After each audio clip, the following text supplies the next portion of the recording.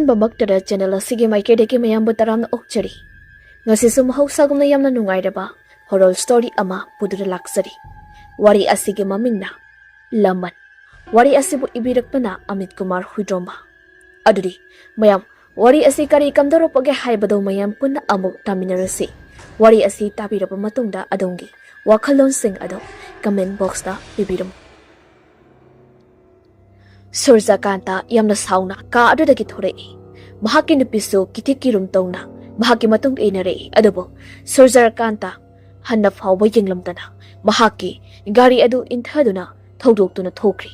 ꯇꯨꯡꯗ ꯂꯩꯍꯧꯔꯤꯕ ꯃꯍꯥꯛꯀꯤ ꯅꯨꯄꯤ ꯔꯥꯅꯤ ꯃꯊꯋꯥꯏ ꯅꯨꯡꯉꯥꯏꯇꯅ ꯏꯃꯨꯡꯗ ꯆꯪꯂꯛꯏ. ꯏꯃꯨꯡꯗꯨꯗꯅ ꯃꯈꯣꯏꯒꯤ ꯑꯃꯠꯇ ꯉꯥꯏꯔꯤꯕ ꯃꯆꯥꯅꯨꯄꯥ ꯑꯇꯣꯝꯕ ꯐꯝꯗꯨꯅ ꯂꯩꯔꯝꯃꯤ. ꯃꯍꯥꯛꯀꯤ ꯃꯅꯥꯛꯇ ꯔꯥꯅꯤ ꯆꯪꯁꯤꯜꯂꯛꯇꯨꯅ ꯃꯆꯥ ꯑꯗꯨꯒꯤ ꯃꯕꯣꯛꯅꯤꯡꯕꯨ ꯊꯦꯝꯖꯤꯟꯕꯤꯔꯛꯏ. ꯏꯕꯨꯡꯉꯣ, ꯅꯄꯥꯅ ꯁꯥꯎꯔꯤꯕꯁꯦ ꯅꯪꯕꯨ ꯐꯍꯟꯅꯤꯡꯕꯩꯅꯤ, ꯁꯣꯏꯍꯟꯅꯤꯡꯗꯕꯒꯤꯅꯤ. ꯍꯧꯈ꯭ꯔꯗꯤ ꯍꯧꯈ꯭ꯔꯦ, ꯑꯗꯣ ꯅꯪ ꯒ꯭ꯌꯥꯟ ꯇꯥꯔꯣꯀꯣ. ꯏꯃꯥꯁꯨꯅꯦ. ꯋꯥꯏ, ꯅꯊꯟꯇꯅꯤ, ꯁꯣꯏꯕ ꯂꯥꯛꯄ ꯌꯥꯕ ꯅꯠꯇꯦꯅꯦ. ꯑꯇꯣꯝꯕ ꯋꯥ ꯃꯆꯦꯠ ꯑꯃꯠꯇ ꯉꯥꯡꯗꯦ. ꯃꯃꯤꯠꯇ ꯁꯪꯁꯪꯅ ꯎꯔꯤ.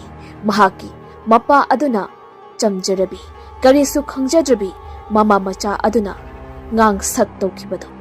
ꯑꯗꯨꯕꯨ ꯅꯤꯡꯁꯤꯡꯂꯒ ꯅꯤꯡꯉꯝꯗꯕ ꯄꯣꯛꯆꯕ ꯅꯠꯇꯅ ꯀꯔꯤꯁꯨ ꯎꯄꯥꯏ ꯂꯩꯇꯦ ꯍꯥꯏꯕꯗꯨꯅꯤ. ꯅꯤꯡꯉꯝꯗꯕꯒꯤ ꯃꯩꯆꯥꯛꯅ ꯋꯥ ꯃꯆꯦꯠ ꯑꯃ ꯐꯥꯎꯕ ꯉꯥꯡꯂꯝꯗꯅ ꯃꯍꯥꯛꯀꯤ ꯀꯥ ꯑꯗꯨꯗ ꯆꯪꯈꯤ. ꯑꯗꯨꯒ ꯎꯄꯨꯒꯤ ꯃꯤꯡꯁꯦꯜ ꯑꯗꯨꯗ ꯃꯨꯟꯅ ꯌꯦꯡꯗꯨꯅ ꯂꯩ. ꯍꯧꯖꯤꯛꯁꯨ ꯃꯃꯤꯠꯇ ꯎꯔꯤ. ꯆꯝꯖꯔꯕꯤ ꯇꯊꯣꯠꯅ ꯃꯉꯣꯟꯗ ꯎꯠꯂꯝꯕ ꯅꯨꯡꯁꯤꯕ ꯑꯃꯗꯤ ꯋꯥꯖꯕ ꯀꯌꯥꯁꯤꯡ ꯑꯗꯣ. ꯑꯗꯨꯕꯨ ꯃꯔꯥꯜ ꯑꯆꯧꯕ ꯑꯃ ꯂꯩꯕꯒꯨꯝꯅ ꯏꯃꯨꯡꯁꯤꯗꯒꯤꯗꯤ ꯃꯐꯝ ꯀꯗꯥꯏꯗꯅꯣ ꯈꯪꯗꯅ ꯆꯠꯈ꯭ꯔꯒꯤ. ꯃꯍꯥꯛꯀꯤ ꯃꯄꯥ ꯑꯗꯨꯕꯨ ꯇꯝꯊꯤꯅ ꯉꯥꯡꯈꯤꯕ ꯑꯗꯨ ꯃꯅꯥꯀꯣꯡ ꯁꯨꯡꯌꯥ ꯌꯩꯅ ꯇꯥꯔꯛꯏ. ꯑꯩꯗꯤ ꯅꯃꯥ ꯅꯆꯥꯁꯦ ꯏꯆꯥ ꯏꯆꯦꯗꯧꯅꯅꯦ ꯈꯟꯅ ꯏꯃꯨꯡꯁꯤꯗ ꯅꯨꯡꯁꯤꯅ ꯊꯝꯕꯅꯤ. ꯅꯣꯏꯗ ꯑꯩꯅ ꯊꯕꯛ ꯑꯋꯥꯕ ꯑꯃ ꯐꯥꯎꯕ ꯁꯨꯍꯟꯗꯕꯅꯤ. ꯑꯗꯨꯒ ꯍꯧꯖꯤꯛꯅ ꯃꯄꯨ ꯁꯥꯅꯤꯡꯂꯛ. ꯏꯃꯨꯡꯁꯤꯗ ꯃꯄꯥꯟ ꯇꯥꯡꯉꯝꯕꯗꯒꯤ ꯍꯦꯟꯗꯣꯔꯛꯇꯨꯅ ꯃꯄꯨ ꯁꯥꯅꯤꯡꯂꯛꯄ ꯑꯃ ꯌꯥꯎꯔꯛꯄ ꯑꯗꯨꯗꯤ ꯁꯥ ꯉꯥꯅꯅꯦ ꯆꯠꯅꯒꯗꯕ ꯂꯤꯁꯛꯅꯤ. ꯋꯥꯔꯛꯄ ꯉꯝꯗꯕ ꯅꯆꯥꯅꯨꯄꯤꯁꯦ ꯄꯨꯔꯒ ꯃꯐꯝ ꯑꯁꯤꯗꯒꯤꯅꯦ ꯂꯥꯞꯅ ꯆꯠꯈꯣ. ꯑꯩꯒꯤ ꯏꯃꯤꯠꯇ ꯑꯃꯨꯛ ꯍꯟꯅꯅꯦ ꯎꯍꯜꯂꯛꯀꯅꯨ. ꯃꯤꯀꯨꯞ ꯑꯃꯠꯇꯅꯦ ꯅꯈꯣꯏꯒꯤ ꯂꯩꯕ ꯃꯐꯝꯁꯤꯗ ꯂꯩꯇꯦ. ꯋꯥꯍꯩꯁꯤꯡ ꯑꯁꯤ ꯅꯤꯡꯁꯤꯡꯂꯛꯄꯗ ꯑꯇꯣꯝꯕ ꯃꯃꯤꯠ ꯑꯗꯨ ꯎꯏꯁꯤꯟꯗꯨꯅ ꯈꯥꯡꯉꯤ. ꯑꯗꯨꯒ ꯃꯃꯤꯠ ꯑꯗꯨ ꯄꯥꯡꯊꯣꯔꯛꯄ ꯃꯇꯝꯗꯅ ꯃꯍꯥꯛꯀꯤ ꯍꯦꯛ ꯃꯇꯨꯡꯗ ꯅꯣꯛꯃꯤ ꯅꯣꯛꯃꯤ ꯇꯧꯅ ꯇꯊꯣꯠꯇꯨ ꯂꯦꯞꯇꯨꯅ ꯂꯩꯔꯝꯃꯤ. ꯑꯁꯦꯡꯕꯩ ꯑꯣꯏꯔꯕꯣꯏ ꯅꯤꯡꯂꯗꯨꯅ ꯇꯨꯡ ꯑꯣꯟꯊꯣꯔꯛꯇꯨꯅ ꯌꯦꯡꯂꯨꯕꯗꯗꯤ ꯂꯩꯔꯝꯗ꯭ꯔꯤ. ꯊꯋꯥꯏ ꯆꯥꯛꯅ ꯑꯇꯣꯝꯕ ꯃꯍꯥꯛꯀꯤ ꯐꯃꯨꯡꯗ ꯐꯝꯊꯔꯛꯏ. ꯑꯗꯨꯒ ꯐꯃꯨꯡꯗ ꯂꯩꯔꯤꯕ ꯃꯍꯥꯛꯀꯤ ꯐꯤꯔꯣꯜ ꯅꯤꯡꯊꯤꯖꯅ ꯊꯨꯞꯇꯨꯅ ꯊꯝꯂꯤꯕ ꯑꯗꯨ ꯇꯞꯅ ꯄꯥꯏꯈꯠꯇꯨꯅ ꯃꯅꯝ ꯅꯝꯗꯨꯅ ꯇꯊꯣꯠꯄꯨ ꯅꯤꯡꯁꯤꯡꯂꯤ. ꯇꯊꯣꯠ ꯏꯃꯨꯡꯁꯤꯗ ꯃꯃꯥ ꯈꯥꯝꯕꯤꯒ ꯄꯨꯟꯅ ꯏꯃꯨꯡꯒꯤ ꯃꯇꯦꯡ ꯄꯥꯡꯅꯅꯕ ꯃꯤ ꯑꯣꯏꯅ ꯂꯩꯔꯝꯕꯅꯤ. ꯑꯗꯨꯅ ꯑꯇꯣꯝꯕꯒꯤ ꯐꯤꯔꯣꯜꯁꯨ ꯇꯊꯣꯠꯅ ꯁꯨꯕꯤꯔꯝꯕꯅꯤ. ꯑꯗꯨꯅ ꯃꯥꯕꯨ ꯅꯤꯡꯁꯤꯡꯖꯗꯨꯅ ꯑꯇꯣꯝꯕꯗꯨ ꯂꯦꯡꯖꯔꯤꯕꯅꯤ. ꯃꯇꯧ ꯀꯔꯝꯅ ꯅꯨꯡꯁꯤꯅꯔꯛꯈꯤꯕꯅꯣ ꯍꯥꯏꯕꯗꯨꯗꯤ ꯈꯪꯍꯧꯗꯦ. ꯑꯗꯨꯒ ꯍꯧꯖꯤꯛꯅ ꯃꯐꯝ ꯀꯗꯥꯏꯗ ꯆꯠꯈ꯭ꯔꯕꯅꯣ ꯍꯥꯏꯕꯗꯨꯁꯨ ꯑꯃꯠꯇ ꯈꯪꯗ꯭ꯔꯤ. ꯑꯁꯝꯅ ꯌꯥꯝꯅ ꯆꯥꯛꯅ ꯋꯥ ꯇꯧꯐꯝ ꯈꯪꯗꯅ ꯑꯇꯣꯝꯕ ꯍꯞꯇꯥ 2-3ꯗꯤ ꯁꯨꯖꯤꯟꯈ꯭ꯔꯤ. ꯌꯨꯝꯗꯒꯤ ꯆꯠꯊꯣꯛꯎꯕ ꯈꯨꯗꯤꯡ ꯃꯃꯥ ꯃꯆꯥ ꯑꯅꯤꯗꯨꯕꯨ ꯊꯦꯡꯅꯒꯗ꯭ꯔꯥ ꯑꯗꯨꯝ ꯈꯟꯗꯨꯅ ꯆꯠꯂꯤꯕꯅꯤ. ꯑꯗꯨꯕꯨ ꯊꯦꯡꯅꯕꯗꯤ ꯁꯨꯡꯊꯦꯡ ꯊꯦꯡꯅꯔꯛꯇꯦ. ꯅꯣꯡꯃ ꯑꯇꯣꯝꯕ ꯅꯨꯃꯤꯠ ꯆꯞ ꯌꯨꯡꯈꯠꯂꯛꯄꯒꯤ ꯃꯇꯝꯗ ꯑꯏꯪꯕ ꯊꯛꯅꯤꯡꯉꯦ ꯍꯥꯏꯗꯨꯅ ꯗꯨꯀꯥꯟꯗꯒꯤ ꯂꯩꯔꯨꯔꯕ ꯃꯇꯨꯡꯗ ꯍꯜꯂꯛꯄꯅꯤ. ꯂꯝꯕꯤꯗ ꯃꯄꯥ ꯑꯗꯨꯒ ꯊꯩꯅꯩ. ꯃꯄꯥ ꯑꯗꯨꯗꯤ ꯍꯧꯖꯤꯛꯁꯨ ꯃꯆꯥ ꯑꯁꯤꯗ ꯁꯥꯎꯕ ꯐꯠꯇ꯭ꯔꯤꯕꯅꯤ. ꯑꯗꯨꯅ ꯍꯣꯏ ꯃꯥꯏ ꯍꯥꯏꯔꯝꯗꯅ ꯍꯟꯅ ꯐꯥꯎꯕ ꯌꯦꯡꯂꯝꯗꯅ ꯆꯠꯈ꯭ꯔꯤ. ꯌꯨꯝ ꯌꯧꯔꯛꯄꯗꯗꯤ ꯃꯃꯥ ꯑꯗꯨꯁꯨ ꯃꯍꯥꯛꯀꯤ ꯀꯥꯗ ꯇꯨꯝꯗꯨꯅ ꯂꯩꯔꯤꯕꯅꯤ. ꯑꯗꯨꯒ ꯑꯇꯣꯝꯕꯁꯨ ꯃꯍꯥꯛꯀꯤ ꯀꯥꯗ ꯆꯪꯗꯨꯅ ꯍꯤꯞꯊꯩ. ꯉꯥꯏꯍꯥꯛ ꯇꯨꯃꯤꯟꯅ ꯍꯤꯞꯄꯤ. ꯃꯇꯝ ꯑꯁꯤꯗ ꯃꯤ ꯑꯃ ꯅꯥꯍꯦꯕꯒꯤ ꯃꯑꯣꯡ ꯇꯧꯔꯛꯄ ꯇꯥꯔꯛꯏ. ꯃꯇꯝ ꯑꯗꯨꯗ ꯑꯇꯣꯝꯕꯗꯣ ꯁ꯭ꯋꯥꯏ ꯂꯥꯎꯏ. ꯎꯡꯂꯝꯕ ꯋꯥꯈꯜꯒ ꯂꯣꯏꯅꯃꯛ ꯃꯥꯡꯈꯤ. ꯑꯗꯨꯒ ꯇꯞꯅ ꯍꯧꯒꯠꯂꯛꯇꯨꯅ ꯁꯦꯂꯤꯡ ꯐꯦꯟ ꯑꯗꯣ ꯇꯞꯅ ꯃꯨꯊꯠꯂꯤ. ꯃꯇꯝ ꯑꯁꯤꯗꯗꯤ ꯃꯌꯦꯛ ꯁꯦꯡꯅ ꯇꯥꯔꯦ ꯅꯥꯍꯩꯔꯤꯕ ꯑꯗꯨ ꯃꯍꯥꯛꯀꯤ ꯃꯃꯥꯅꯤ ꯍꯥꯏꯕꯁꯦ. ꯈꯨꯗꯛꯇ ꯑꯇꯣꯝꯕ ꯆꯪꯁꯤꯟꯗꯨꯅ ꯌꯦꯡꯂꯨꯕꯗ ꯃꯃꯥ ꯑꯗꯣ ꯃꯉꯥꯛꯅꯗꯨꯅ ꯌꯥꯝꯅ ꯋꯥꯅ ꯃꯁꯥ ꯑꯗꯣ ꯊꯦꯛꯇꯣꯛꯄ ꯃꯈꯩ ꯇꯧꯗꯨꯅ ꯂꯩꯔꯝꯃꯤ. ꯑꯇꯣꯝꯕ ꯆꯪꯁꯤꯟꯗꯨꯅ ꯃꯃꯥꯕꯨ ꯃꯁꯥ ꯅꯤꯛꯇꯨꯅ ꯀꯧꯗꯨꯅ ꯍꯧꯗꯣꯛꯑꯕꯁꯨ ꯄꯥꯛꯅ ꯌꯥꯝꯃꯜꯂꯛꯇ꯭ꯔꯕ ꯑꯁꯤꯗꯗꯤ ꯄꯥꯈꯠꯂꯤ. ꯇꯧꯐꯝ ꯈꯪꯗ꯭ꯔꯗꯨꯅ ꯑꯃꯨꯛꯁꯨ ꯀꯥꯡ ꯃꯅꯨꯡ ꯑꯁꯤꯗ ꯀꯣꯏꯆꯦꯟ ꯆꯦꯜꯂꯤ. aduga amungso mama adubo masano numduna haudokli yamalaktawa asidadi atomba mapira chelakpa makai pakhatli adubo laibak phabadigi mama ado makeup thorakli mamai mamit ado humangna chuchuli aduga masa adu yamna kana punjiluba amagumna sor adusu yamna wana honduna khangli atomba sungi haktang di mihul ado ayururi adobo haudokpa yaraba asidadi khare makai de safari ngihak phungal lupagumna sor hondo aba matungda mama aduna asamna hairi as uthokpa mang haiduni kai uri noima nababu khambido uramine he nasan nupiduga nasando aduga kaidoriba onthokpa phibam haiduni chumnaga upa natedo namaboktunane mang amada makutunane goro goro khotleirami aduda aina kaidorage isi haina hanglubadadi nasanta thoto mang asida phumjinkhri adugi ko thoibani lawtho inina hek khumlai adudadi aina ne ise mahangda adumaina tawbado tohoidi hairagane singthoki tawbani adamasu sungya yarakti aisu khara hi kanane chingthokluri adudagidi mana saura agane aibu laktane inthuri hanghaude adudagi akiba masakpham ama ondurane butawna masamanaga do ipha phagai mamit ka do langtrik langai aingon onsila agane chinsila ine adudagi aina chenthoke tawbadasu taye to mongfa ngakta oi lerami adudagi mi asibagine makhong makhut thindori madu uba baktade aise kimanbadunane senge tawbadusu khum khusidane hek yalagane hazilaga thamlakpani dada tuda adum magaknaraba zani dana aini mama asigi wari ase tarubada atomba nungaitaba ama khangphau foroi mafi marol phauba ani suna leitaba mama machado haujikti kadaida kamdauna leiramgani khanbada atombada nungaitaba phaurakpani adubu karibudi haiduni upai leitabagumna tathona toina palamba lam amakhakti lei lam ado kharungpat haina hairami madu khangbaduna atomba amuksu thibat chatsira haina di khalli khanjabagi wani kamdauna di chatluni thiruni haibadudi adubu somdadi kamdauri mege sajin chayada leirubaso matam phataba kaubanina makoibu sarak tamnanaba honarakpada masak kanjanadaba hotnabada yamna awaba oiri upai leimalaktraduna nomadi atomba hoigi imungda amuk hallasira hainaraduna pizet phigai shetlaba mama macha ado khongna lai adubo atomba khoigi get maya hek yorakpa aduaidadi numit ado pungta tari kamdong nang get ase hangdoklaga changsigi khalli ikai nungsiana ba haibado oirabanina makhoi animakto get mapan asida sangsindoda phamduna nga thaduna le lambi chapam yoi singna so phat phatti yenglami hoi mai karim tadi hainati asuna sum leirambana ahing tanglo thengzilakpadadi makhoi animakto wabana tumthakri aduga somda sa atomba thawai sakman bana henmaladuna yu taptana thaksinduna ngaurga yumda halai aduga gyan tadrabanina get atudo thumzali matam aduda atomba gyan mangduna taduna le makol adu tabada imungdudagi mamaga mapaga du chinthori aduga atomobu imungda pusinkri adubo atombadi sokti aduga get aduwaidadi i yamna taduna leiribado thengneri loinana karigumba mi natraga sa soktuna mafam adudadi kanamta leiramdi aduna maram oiraga pakhatladuna mama aduna ising ado samthokli mathagi namitadi atombado makok adu chikli tawduna masa adu nungaitri masa nungaite haiduna mathanta imung asira phamduna lei matam ase mahaki mama mapa kanagumba amata leiti aduna pungchik chi adubo khangawdana mangonda khilliba leigi gamla amakhak makhada tari maduda atombado khangprak khangi mangol aduda chakhairi haiduna changsilaklaga ichai sairaduna leiriba ado khumjili aduga nongkhalakpadadi mingsel apakpa aduda tungda tathotna leptuna leiribada ubada khangpret khangna onthori adubo ꯀꯅꯥꯁꯨ ꯂꯩꯔꯝꯗꯦ꯫ ꯑꯗꯨꯗꯒꯤ ꯑꯇꯣꯝꯕ ꯏꯃꯨꯡꯗ ꯆꯪꯂꯛꯂꯤ꯫ ꯃꯍꯥꯛꯀꯤ ꯐꯃꯨꯡꯗ ꯆꯪꯗꯨꯅ ꯑꯃꯨꯛ ꯍꯤꯞꯊꯩ꯫ ꯑꯗꯨꯒ ꯇꯥꯊꯣꯠꯀꯤ ꯋꯥꯈꯜ ꯑꯃꯨꯛ ꯈꯟꯕ ꯍꯧꯔꯛꯏ꯫ ꯃꯇꯝ ꯑꯁꯤꯗꯁꯨ ꯃꯍꯥꯛꯀꯤ ꯊꯣꯡ ꯑꯗꯨ ꯇꯞꯅ ꯍꯥꯏꯗꯣꯔꯛꯏ ꯑꯗꯨꯒ ꯌꯥꯜꯂꯤꯕ ꯄꯔꯗꯥꯔ ꯑꯗꯨ ꯍꯥꯏꯔꯤ ꯍꯥꯏꯔꯤ ꯇꯧꯔꯛꯏ꯫ ꯁꯤꯁꯤꯜꯂꯛꯏꯕ ꯅꯨꯡꯁꯤꯠ ꯑꯗꯨꯅ ꯑꯇꯣꯝꯕꯒꯤ ꯃꯅꯥꯀꯣꯡꯗ ꯇꯥꯊꯣꯠꯅ ꯁꯣꯟꯊꯥꯡꯅꯅ ꯀꯧꯔꯛꯄꯒꯨꯝꯅ ꯃꯈꯣꯜ ꯑꯗꯨ ꯇꯥꯔꯛꯏ꯫ ꯑꯇꯣꯝꯕ ꯁ꯭ꯋꯥꯏ ꯂꯥꯎꯏ꯫ ꯍꯤꯞꯂꯝꯕꯗꯒꯤ ꯃꯥ ꯍꯧꯒꯠꯂꯛꯏ ꯑꯗꯨꯒ ꯀꯥ ꯑꯗꯨꯗ ꯀꯨꯌꯦꯡ ꯌꯦꯡꯂꯛꯏ꯫ ꯀꯅꯥꯁꯨ ꯎꯗꯦ꯫ ꯚꯥꯝꯅ ꯑꯣꯏꯔꯕꯣꯏ ꯈꯜꯂꯤ꯫ ꯑꯗꯨꯒ ꯑꯃꯨꯛ ꯍꯤꯞꯊꯔꯛꯄ ꯃꯇꯝ ꯑꯁꯤꯗꯗꯤ ꯃꯍꯥꯛꯀꯤ ꯍꯦꯛ ꯅꯥꯀꯟꯗ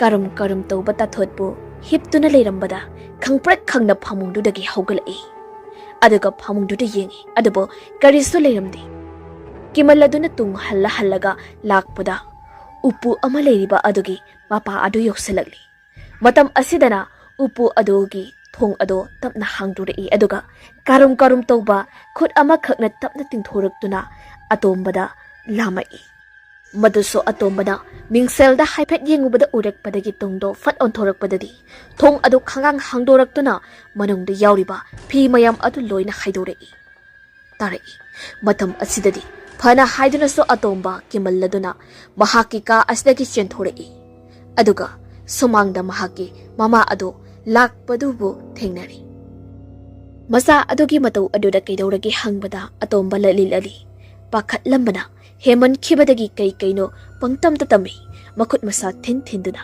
ꯃꯇꯝ ꯑꯗꯨꯗ ꯃꯍꯥꯛꯀꯤ ꯃꯃꯥꯗꯨꯁꯨ ꯄꯥꯈꯠꯂꯗꯨꯅ ꯏꯃꯨꯡꯗ ꯆꯪꯂꯛꯏ ꯑꯗꯨꯒ ꯀꯥ ꯈꯨꯗꯤꯡ ꯆꯪꯗꯨꯅ ꯌꯦꯡꯉꯤ꯫ ꯑꯇꯣꯝꯕꯁꯨ ꯆꯪꯉꯛꯏꯕꯅꯤ ꯑꯗꯨꯕꯨ ꯉꯁꯥꯏ ꯃꯈꯩ ꯃꯍꯥꯛꯅ ꯎꯈꯤꯕ ꯊꯦꯡꯅꯈꯤꯕꯁꯤꯡ ꯑꯗꯨ ꯀꯔꯤꯁꯨ ꯑꯍꯣꯡꯕ ꯂꯩꯔꯝꯗꯕꯗꯧꯅ ꯎꯔꯤ꯫ ꯃꯇꯝ ꯑꯗꯨꯗ ꯑꯇꯣꯝꯕ ꯇꯁꯦꯡꯅ ꯒ꯭ꯌꯥꯟ ꯇꯥꯔꯤ꯫ ꯃꯗꯨꯒꯤ ꯃꯍꯨꯠ ꯃꯍꯥꯛꯀꯤ ꯃꯃꯥ ꯑꯁꯤꯅ ꯍꯦꯟꯅ ꯗꯨꯝꯅ ꯆꯩꯁꯤꯜꯂꯝꯃꯤ꯫ ꯃꯁꯥ ꯅꯨꯡꯉꯥꯏꯇ꯭ꯔꯗꯤ ꯄꯣꯊꯥꯔꯒ ꯂꯩꯌꯨ ꯌꯥꯗ꯭ꯔꯥ ꯍꯥꯏꯅ꯫ ꯑꯇꯣꯝꯕ ꯑꯃꯨꯛꯁꯨ ꯃꯁꯥ ꯃꯇꯣꯝꯇ ꯈꯟꯖꯩ꯫ ꯀꯔꯤꯅꯣ ꯍꯥꯏꯁꯤ ꯅꯠꯇ꯭ꯔꯒꯅ ꯌꯨ ꯉꯥꯎꯔꯨꯕꯗꯒꯤ ꯇꯔꯪ ꯆꯠꯂꯤꯔꯥ ꯑꯃꯨꯛꯁꯨ ꯈꯜꯂꯤ꯫ ꯑꯁꯨꯝꯅ ꯈꯟꯅ ꯅꯨꯃꯤꯠꯁꯤꯃꯁꯨ ꯍꯧꯈ꯭ꯔꯦ꯫ ꯁꯣꯝꯗꯅ ꯂꯩꯀꯥꯏꯒꯤ ꯃꯊꯣꯡ ꯆꯥꯗꯕ ꯃꯈꯣꯏ ꯑꯍꯨꯝꯗꯣ ꯅꯨꯡꯇꯤꯒꯤ ꯇꯧꯕ ꯑꯗꯨꯒꯨꯝꯅ ꯆꯤꯡꯌꯥ ꯑꯁꯤꯗ ꯒꯟꯖꯥ ꯊꯛꯄ ꯂꯥꯛꯂꯤ꯫ ꯑꯃꯅ ꯀꯪꯀ꯭ꯔꯤꯠ ꯁꯦꯝꯃꯤ ꯑꯃꯅ ꯍꯤꯗꯥꯛ ꯁꯦꯝꯃꯤ ꯑꯗꯨꯒ ꯊꯛꯅ ꯍꯧꯔꯛꯏ꯫ ꯃꯇꯝꯁꯤꯁꯨ ꯌꯥꯆꯪꯂꯛꯄ ꯑꯣꯏꯕꯅꯤꯅ ꯏꯆꯤꯛ ꯆꯤꯛꯏ꯫ ꯅꯨꯃꯤꯠꯁꯨ ꯆꯤꯡꯗꯣꯜ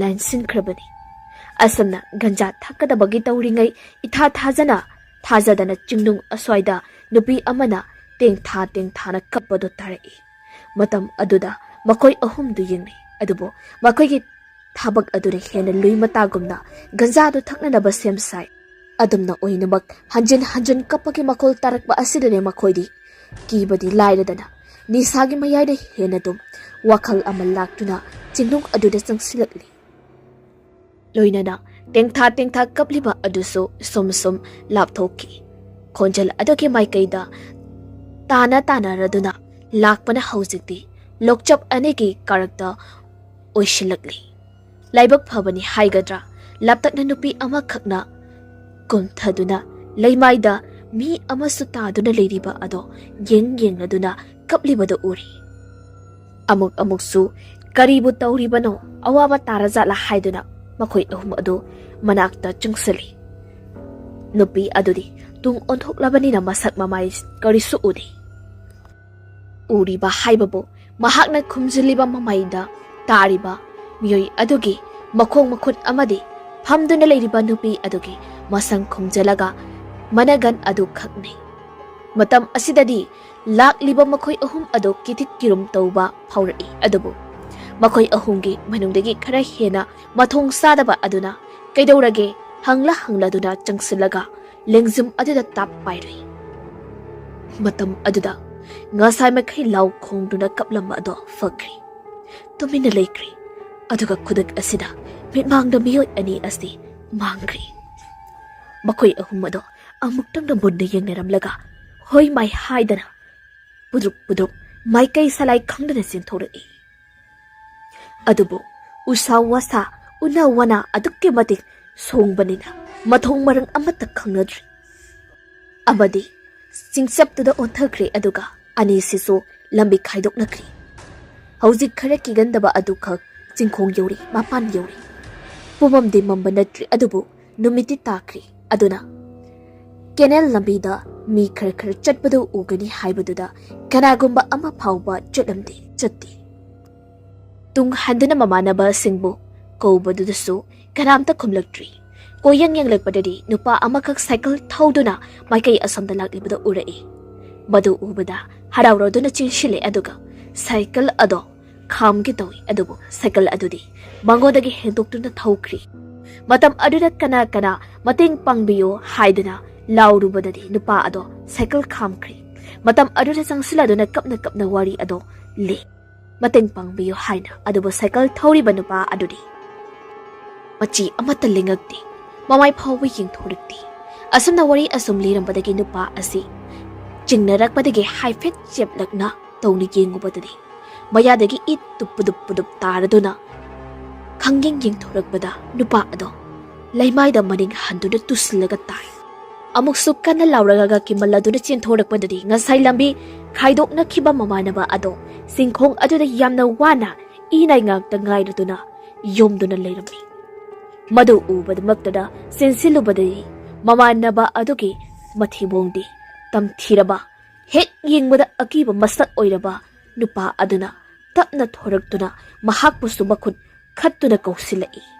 Matam aduda sap leptuna ngihak mamit ado langthoraktuna yengduna leiringai yamna wana sigadobagi ngairaduna leptuna leiriba mamanaba aduda nupi adugi bakhuttuna managandagi kanna thinjinlaktuna mathabak aduda makutu phawdurai aduga thabombi ado lauthoraktuna met khaiduna thugairai. Madu ubamaktada yengba ngamdabadagi kimalladuna lauramlaga chinthorakpadadi mahaki hek mamangda amuk leptuna leiramlaga makhori ado charam adu paiduna metlaga kanna langthorai. Aduga oi thangba makut aduna mamit ani dusu khangthin thinjilai. Asumna mathong sadaba naha ahum asigi punsi loshinki. Numit asidagi mafam asi mama macha tamthiba buthoi haiduna khul asigi mipum pumbana kinari. Mafam ase lanthokpa ngamnadre aduga kanasu thoina changnadre. Aduga somdana adomba kuiraga tathotpu ningsingba helai. Apamba nungsibana heman khibana nungsi haibadu tangni hongdokhiba. Adubu madugi matik saba pakhum amata piramdabana mama macha ani adu satkibani.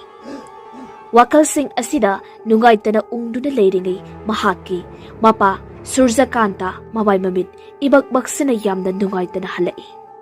Madu ubada atomba mathwai nungaitraduna mapa adubu doctor da chatpana phagani masado yamna soksina ui hai. Adubu mapa asinadi thoidokpa tawroi haiduna imungda sangduna hipkri. Adu oinamak tomba thawai nungaitraduna doctor ama kaubu chatkri. Mahakna halak tuna changlakpadadi mahaki mapa adu masayamna kanna leiramba adu ubada ngangakki. Doctor aduso atombana leiriba wari aduga oiramliba asiga khradingakli.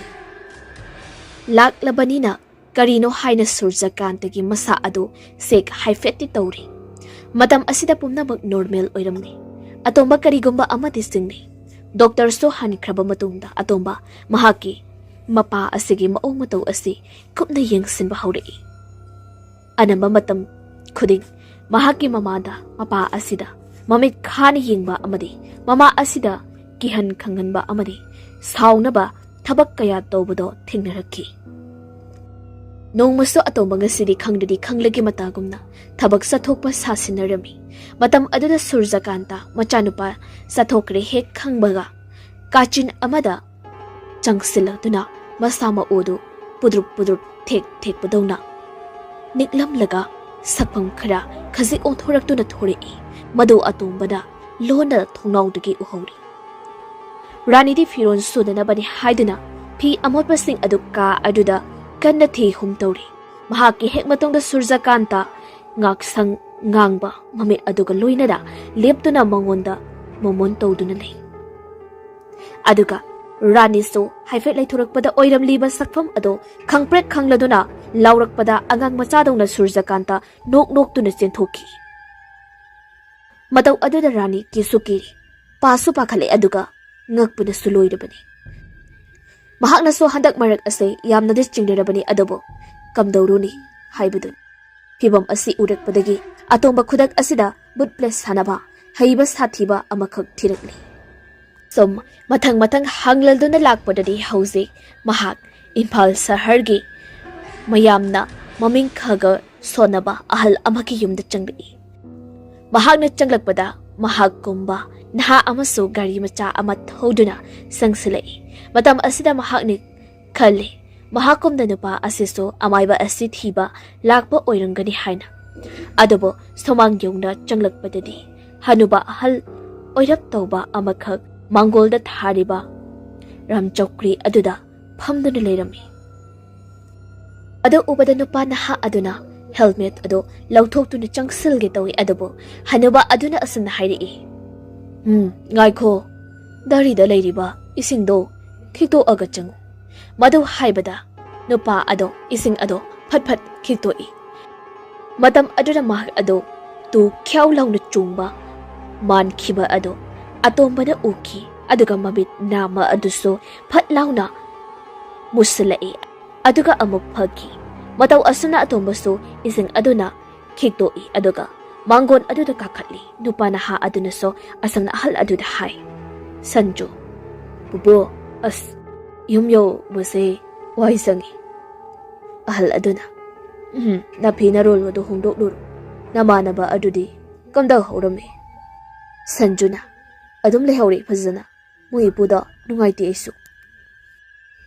Ado ngahaktanine miyoiba haibase sango chango warabdani pothararo. Asamna changkraba matungda ahal aduna atombada yenglai aduga hanglai. Kaidawri ibungo nangdi. Hauzikido isu oidoira.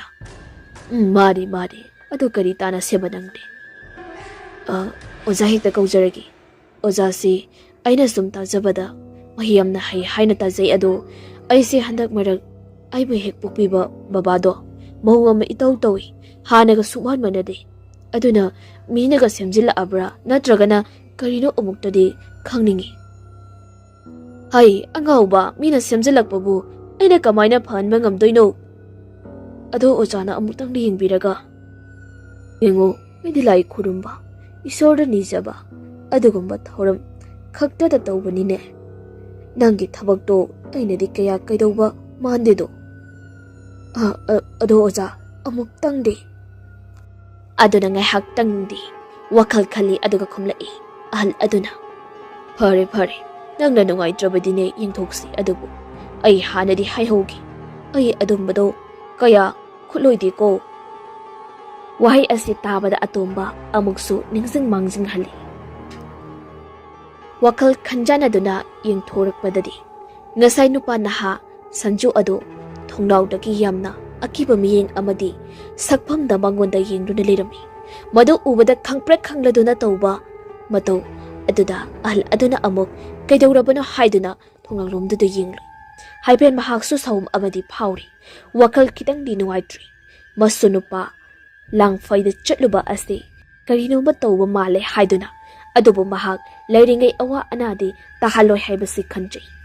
Ahal aduna phare adudi somdawrisi hauji ma hekta puk haugatlaga lakpadi ai khara nungaiti aduna horen numit thindo ai laagi yum kadaidano babagi mingda natraga ahan ki mingda kari koba. Asumna akapa marol ama hainaraba matungda thajaba amaga loinana atomba halakli. Mahakna halakpa matamdasto mahaki mapa Surjakanta yamna sauna phamduna leirami. Kaida chaloi thaba ma chalubani kadaidano haibani imanaba hoidani. Namanababu ahal Laman mayamga tinabro. Asi hairamlaga khonjal kanni lausanlamlaga table stool kaukhaidamlaga Surjakanta changki.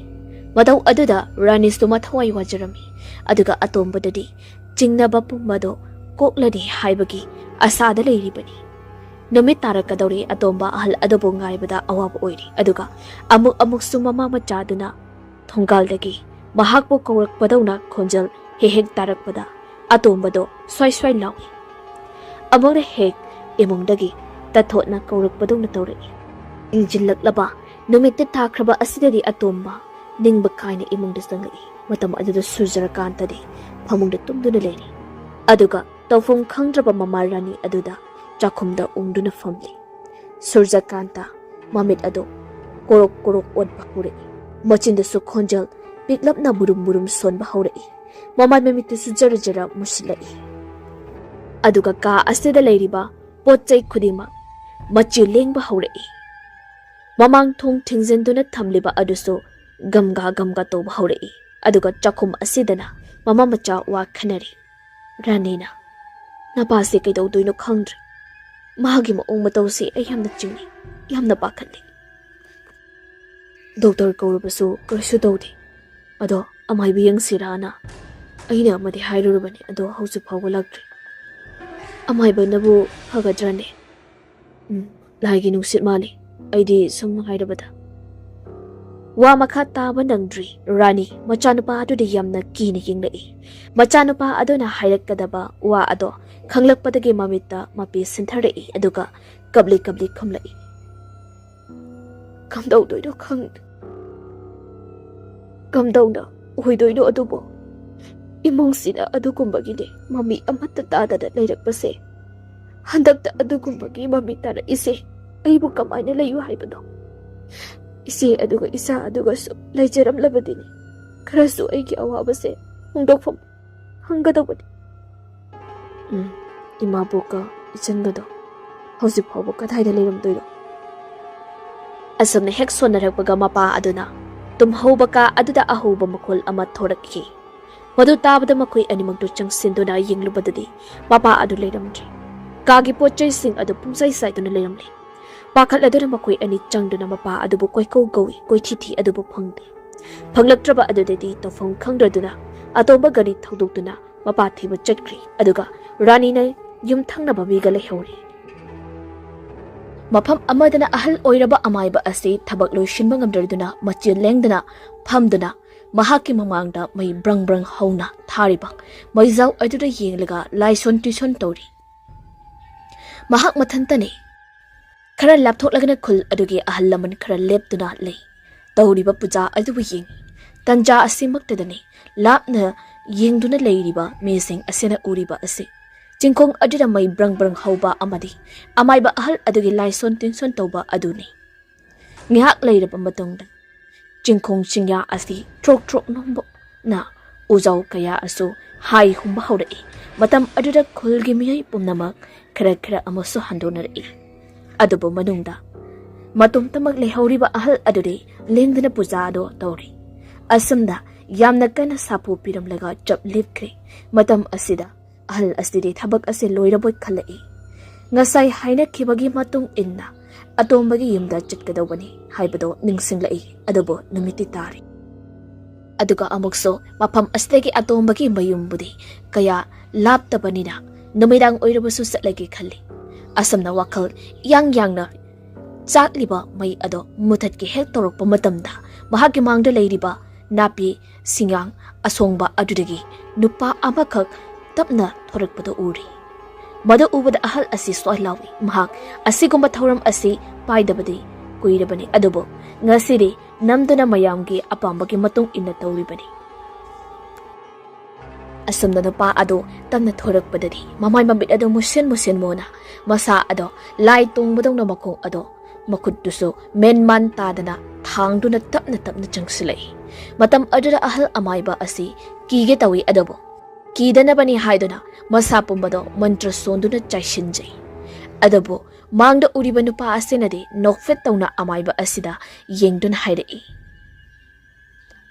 aibu thawaina mafam asida kauraga kaigino nangna kirina aigi apambabu nangna piba ngamgadrane wai kharasi hairaga nupigi khonjalda kana dawlai madugi khonjal ado mapanda le horiba khunja sing adudedi kimalladuna makong manakong ado mensenduna khangbasu yawi ahal aduna nahakanado karigino nangna mafam asida mayamda awaba piribadi kari pamina ha nagi apambadu hayo ai pigi matam asida but changluraba nupa adoge saktam ado hanagumna sakpam onthoriktuna yamna kina mamai mamit ado nanduna adumna hairi Karino?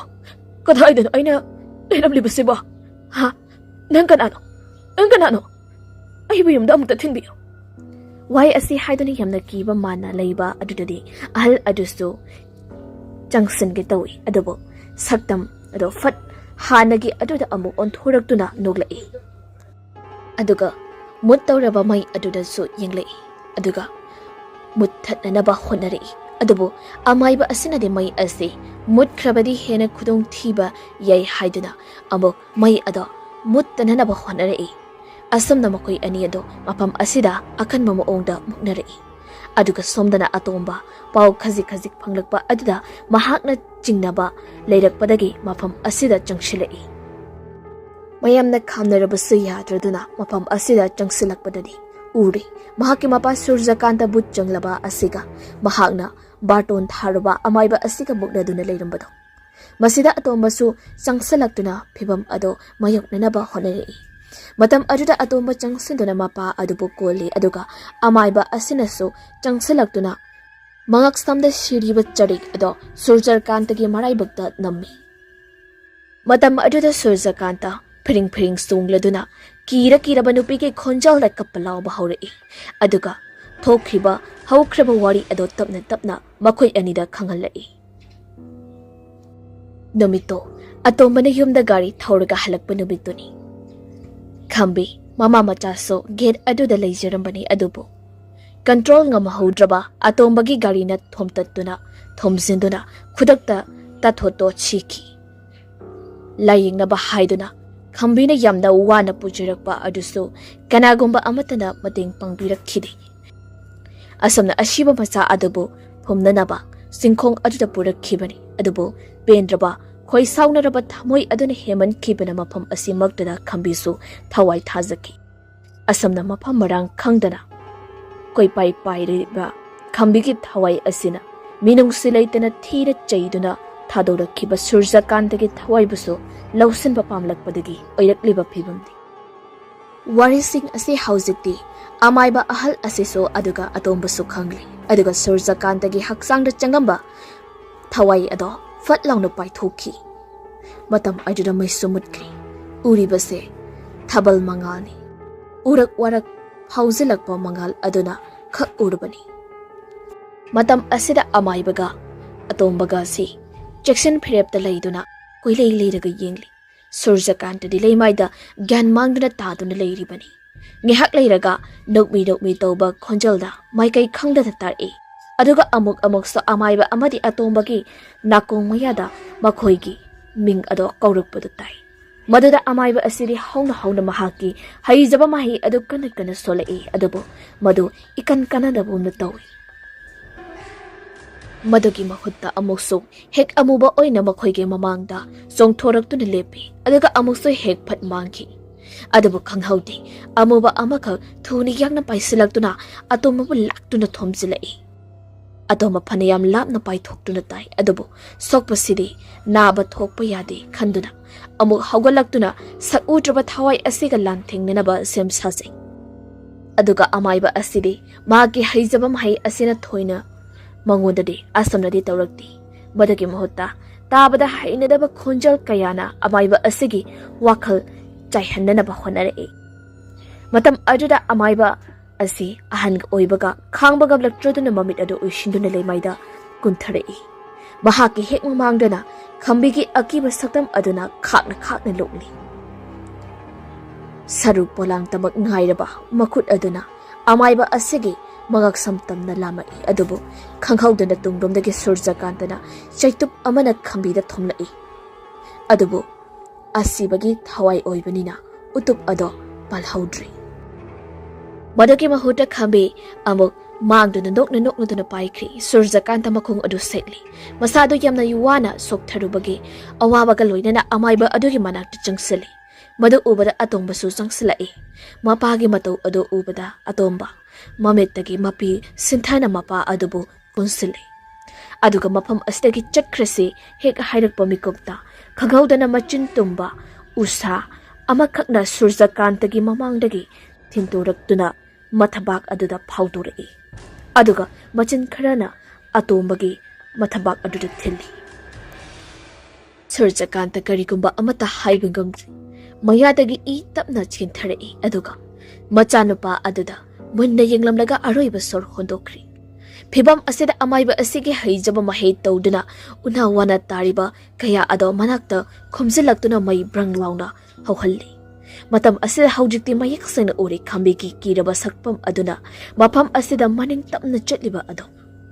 Aduba atomba I thokliba mathabak ado makut namana mensinduna Pendraba miyeng amana khambida yengla'i aduga manakta taramba usta achoba ado khungatuna chinsili aduba khambidi nokna mangkri angawbagumna atobado koilaw lawraduna sai aduna khambida thonggadabagi thingadabagi maongda tawri aduba pumnamaktu karisu kanarare hairaduna amaiba asida mamit adu chijet ushinduna liri lawba nungsa sor ama hondorakpadadi Hantakti mayak sengna uri khambina leiriba mafam ado madu ubada atombagi haksangda laman khumningbagi wakhalon aduna heman khibadagi sauningbagi thak niklabado ubada amaiba asina tapna mahaki khawsawda yauriba ado atombada sene aduga hairei yengutu nangi namangda uriba asi nangi khubangnungda thamgi hairabadi aina piribra mangfamdagine Lauthorokpa saru matek asinani thillo madu natrakhai manangam khiri masi hairakpada atomba makutta saru matek adu paiduna khambigi maikai tamna changshile adubu khambiri kana noktuna hanagumna leiri atomba panthaba tawduna changshilaga saru aduna hek thillubada khambi ado mangkhri aduga mahaki hek matungda thoraktuna atombagi mabit ado khumsilai aduga asam hairi hauzikti napana zagi thawai phini lawba tarido wahai asi hek hairapaga saru palang aduna atombagi mabukjeta thilai adubu khulai thuna atombada pairiba saru matik aduna tunglomdagi onthoraktuna khambigi thawai asida thinkri matam aduda khambi ado maya launa katharaktuna chaina ado khangmagam laktradura atomba bu thadok ramlaga maning aduda hantorekli masa pumbado barabara pathabagumna joy kelei aduga khudak asida mitmang asida ud onduna mangkri muli tawruraba mai aduso brang launa mapung phana chagai matam asida khangli khambigi thawai sangsar asidagi lapna chatkri haibasi Atomba kapla duna leimaida taana leiriba mapa adugi haksang adugi manakta changlai aduga mapa adubu tingtha kauduna kapsari amaiba asina su thembiri jingkhong asidagi asomna thorakpadadi mayam ado sinsinduna mating pangbiri asomna thaudok macha dagi oikhiduna surjakantagi thawai thaki atombadi haksang khara phagalabaso mapa kainabagi amadi tathot kainabagi Ningabdamana thanduna lehauri